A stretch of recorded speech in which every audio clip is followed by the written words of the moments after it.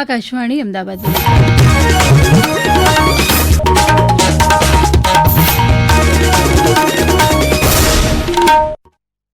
પ્રાદેશિક સમાચાર નિકિતા શાહ વાંચે છે. સૌપ્રથમ મુખ્ય સમાચાર. પ્રધાનમંત્રી નરેન્દ્ર મોદી આજે ગાંધીનગર ખાતેથી રાજ્યને 5,536 કરોડના વિવિધ વિકાસ કાર્યોની ભેટ આપશે. સિંદૂર સન્માન યાત્રા પણ યોજશે. પ્રધાનમંત્રીએ ગઈકાલે દાહોદમાંથી 24,000 કરોડ અને ભુજમાં 53,000 કરોડ કરતાં વધુના વિકાસ કાર્યોનું લોકાર્પણ અને ખાતમુહૂર્ત કર્યું. અમદાવાદમાં ગત રાત્રે પ્રધાનમંત્રીના યોજાયેલા રોડ શોમાં દેશભક્તિનું અનેરું વાતાવરણ સર્જાયું. અમદાવાદ ક્રાઇમ બ્રાન્ચે 52 લાખ રૂપિયા કરતાં વધુની કિંમતનો માદક પદાર્થ ઝડપ્યો. અમૂલ ડેરીએ દૂધના પ્રતિ કિલો ફેટ દીઠ 10 રૂપિયાનો વધારો કરતા પશુપાલકોને ફાયદો. અને હવામાન વિભાગે મધ્ય ગુજરાત અને દક્ષિણ ગુજરાતમાં વરસાદનું યલો એલર્ટ જાહેર કર્યું. સમાચાર વિગતવાર. પ્રધાનમંત્રી નરેન્દ્ર મોદી આજના રાજ્યના પ્રવાસના બીજા દિવસે ગાંધીનગર સ્થિત મહાત્મા મંદિર ખાતે 5,536 કરોડ રૂપિયાના પ્રોજેક્ટનું લોકાર્પણ ખાતમુહૂર્ત કરશે, જેમાં નાગરિકોની આરોગ્ય સુખાકારી વધારતા અંદાજે 672 કરોડના આરોગ્ય પ્રકલ્પોની ભેટ મળશે. પ્રસ્તુત છે અમારા ગાંધીનગરના પ્રતિનિધિનો એક વિસ્તૃત અહેવાલ.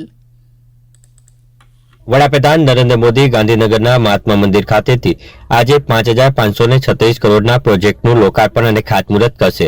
આ કાર્યક્રમ દરમિયાન મુખ્યમંત્રી ભૂપેન્દ્ર પટેલ પણ હાજર રહેશે. 22,000થી વધુ રહેણાંક એકમોનું લોકાર્પણ થશે.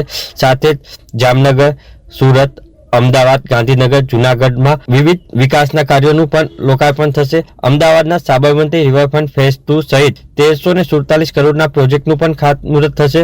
માર્ગ મકાન વિભાગ હેઠળના 170 કરોડના પ્રોજેક્ટનું પણ લોકાર્પણ થશે. સાથે જ ગાંધીનગર ખાતે આરોગ્ય વિભાગની 84 કરોડના ખર્ચે યુએન મહેતાની કાર્ડિયોલોજી સેન્ટર બનાવવામાં આવ્યું છે. તેનું પણ વડાપ્રધાનના હસ્તે લોકાર્પણ કરવામાં આવશે. ગાંધીનગર શહેરમાં આજે સવારે દેશના પ્રધાનમંત્રી નરેન્દ્ર મોદીની ઉપસ્થિતિમાં સિંદૂર સન્માન યાત્રા યોજાઈ રહી છે. મોટી સંખ્યામાં ગાંધીનગર શહેર અને આસપાસના વિસ્તારના લોકો આ યાત્રામાં ઉમટશે.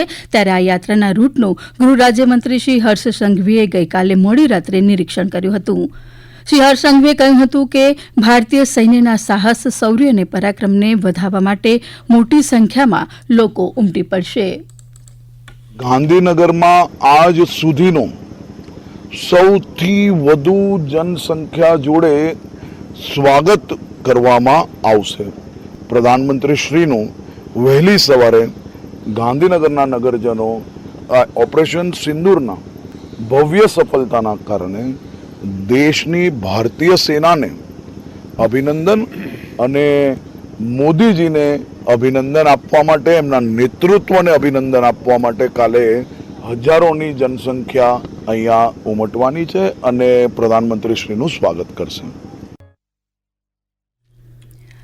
પ્રધાનમંત્રી નરેન્દ્ર મોદી ગઈકાલથી રાજ્યના 2 દિવસના પ્રવાસે છે. ત્યારે વડોદરાથી પ્રવાસનો આરંભ કરી તેમણે ભવ્ય રોડ શો યોજ્યો હતો. ઓપરેશન સિંધુની સફળતા બાદ ભારતીય સૈન્યને બિરદાવવા માટે મોટી સંખ્યામાં લોકો જોડાયા હતા. વડોદરા બાદ પ્રધાનમંત્રી દાહોદ પહોંચ્યા હતા, જ્યાં તેમણે 24,000 કરોડ રૂપિયાથી વધુના વિકાસ કાર્યોનું લોકાર્પણ અને ખાતમુહૂર્ત કર્યું હતું.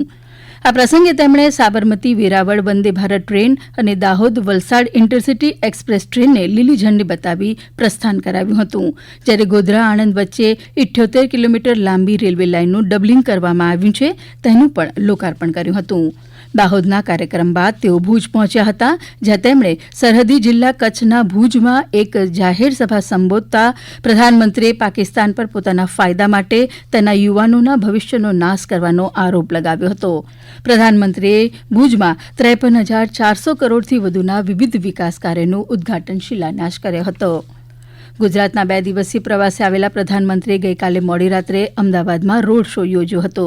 દાહોદ અને કચ્છની મુલાકાત બાદ ગાંધીનગર રાજભવનમાં તેમના રાત્રિ રોકાણ અગાઉ અમદાવાદ શહેરમાં યોજાયેલા રોડ શોમાં મોટી સંખ્યામાં નાગરિકો ઉમટ્યા હતા અને અમદાવાદીઓએ ઓપરેશન સિંદૂરના સાહસ, શૌર્ય અને પરાક્રમને વધાવ્યું હતું. અમદાવાદમાં એરપોર્ટ આઇકોનિક રોડ પર યોજાયેલા રોડ શોમાં જયઘોષ સાથે લોકોએ ભારતીય સેનાની સૌરપૂર્ણ કામગીરી અને ભારતીય સંસ્કૃતિની ઝાંખી દર્શાવતા વિવિધ ટેબ્લો, રાષ્ટ્રપ્રેમ વ્યક્ત કરતા હોર્ડિંગ્સ, દેશભક્તિ ગીતો અને સાંસ્કૃતિક કાર્યક્રમો રજૂ કરી વાતાવરણને દેશભક્તિમય બનાવ્યું હતું. તિરંગાની થીમ પર કરવામાં આવેલી શાનદાર રોશનીથી એરપોર્ટ આઇકોનિક રોડ ઝળહળી ઉઠ્યો હતો. અમદાવાદ ખાતેના રોડ શો સંપન્ન કરી ગાંધીનગર રાજભવન પહોંચેલા પ્રધાનમંત્રીનું રાજ્યપાલે સ્વાગત કર્યું હતું. આ સમાચાર આપ આકાશવાણીના અમદાવાદ વડોદરા કેન્દ્ર પરથી સાંભળી રહ્યા છો. આ સમાચાર આપ અમારી YouTube channel EIR news Gujarat પર પણ સાંભળી શકશો. વધુ સમાચાર માટે અમારી વેબસાઇટ newsonair.gov.in/ગુજરાતી અને અમારા એક્સ હેન્ડલ EIR_ABAD ને ફોલો કરશો.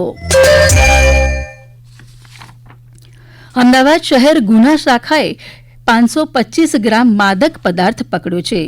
એસીપી ભરત પટેલે જણાવ્યું કે આ માદક પદાર્થની કિંમત સ્થાનિક બજારમાં 52 લાખ રૂપિયાથી વધુની છે. આરોપીઓ આ માદક પદાર્થ રતલામથી લાવ્યા હોવાનું બહાર આવ્યું છે. શહેર પોલીસ ઘણા દિવસોથી માદક દ્રવ્યોના દૂષણ સામે ઝુંબેશ ચલાવી રહી છે.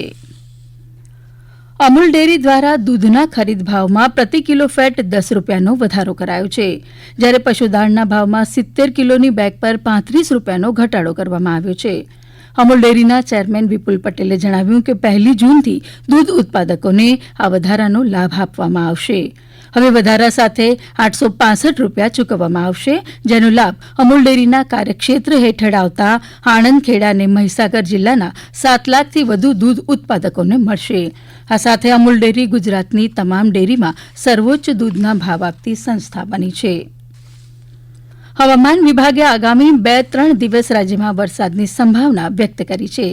આજે બનાસકાંઠા, પાટણ, મહેસાણા, સાબરકાંઠા, ગાંધીનગર, અરવલ્લી, ખેડા, અમદાવાદ, આણંદ, પંચમહાલ, દાહોદ અને મહીસાગરમાં અલગ અલગ સ્થળોએ, જ્યારે દક્ષિણ ગુજરાતના તમામ જિલ્લા જેમ કે વડોદરા, છોટાઉદેપુર, નર્મદા, ભરૂચ, સુરત, ડાંગ, નવસારી, વલસાડ, તાપી અને દમણ અને દાદરાનગર હવેલીમાં અને સૌરાષ્ટ્ર કચ્છના પણ તમામ જિલ્લા એટલે કે સુરેન્દ્રનગર, રાજકોટ, જામનગર, પોરબંદર, જૂનાગઢ, અમરેલી, ભાવનગર, મોરબી, દ્વારકા, ગીર સોમનાથ, બોટાદ, કચ્છ અને દીવમાં વરસાદને લઈ યલો એલર્ટ આપવામાં આવ્યું છે.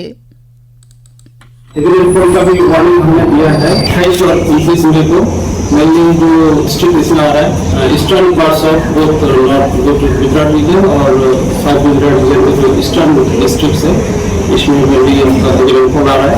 और जो सौराष्ट्र कच्छ में हेवी रेनफॉल आ रहा है, अमरेली एंड भावनगर के लिए हेवी रेनफॉल का वार्निंग दिया गया है 28 और 29 मई के लिए. રાજ્યના કેટલાક જિલ્લાઓમાં છેલ્લા 2 દિવસથી પડેલા વરસાદને કારણે કૃષિ પાકોને નુકસાન થતાં ખેડૂતો ચિંતામાં મુકાયા છે. બાજરી, મગ, તલ, અડદ જેવા ઉનાળી પાકોને નુકસાનની સંભાવના વ્યક્ત થઈ રહી છે. દરમિયાન રાજ્યના અનેક શહેરોમાં કાળઝાળ ગરમી અને ઉકળાટથી લોકો ત્રાહિમામ બન્યા છે. પાટણ શહેરમાં છેલ્લા કેટલાક દિવસોથી તાપમાનનો પારો ઉચકાતા ગરમીએ માઝા મૂકી છે. બપોર સુધીમાં તો તાપમાન 45 ડિગ્રીની આસપાસ પહોંચી જતા બહાર નીકળવું મુશ્કેલ બની રહ્યું છે. સાંજ સુધી ગરમી વર્તાતી હોવાથી જનજીવન પર તેની અસર જોવા મળી રહી છે.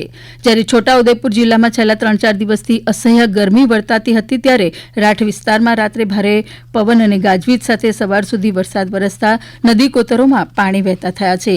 જોકે વરસાદ વરસતા લોકોને અસહ્ય ગરમીમાંથી મુક્તિ મળી છે. બનાસકાંઠા જિલ્લામાં પણ કોરોનાનો પોઝિટિવ કેસ મળી આવતા તંત્ર સક્રિય બન્યું છે. શક્તિપીઠ અંબાજી ધામમાં વિવિધ પ્રાંતોમાંથી શ્રદ્ધાળુઓ દર્શનાર્થે આવતા હોય તેવામાં કોરોના જેવી બાબતને લઈ અંબાજીનું સબ ડિસ્ટ્રિક્ટ જનરલ હોસ્પિટલ પણ પોતાની તૈયારીમાં લાગી ગયું છે. અંબાજીની આ આદ્યશક્તિ જનરલ હોસ્પિટલમાં 10 આઈસીયુ બેડ સાથે આઇસોલેશન વોર્ડ પણ તૈયાર કરવામાં આવ્યો છે, તેમ હોસ્પિટલના અધિક્ષક ડોક્ટર YK મકવાણાએ જણાવ્યું હતું.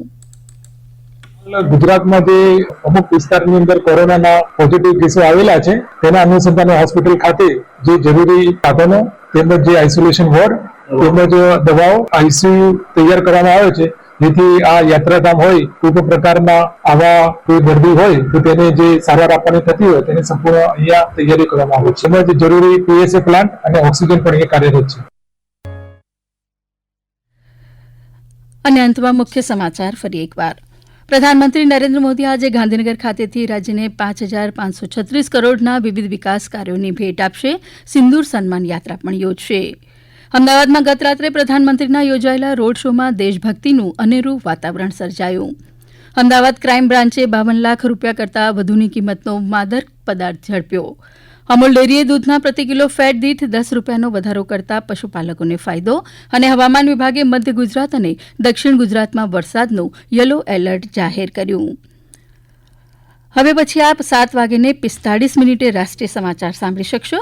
આ સાથે અમદાવાદના આકાશવાણી વડોદરા કેન્દ્ર પરથી પ્રાદેશિક સમાચાર પૂરા થયા.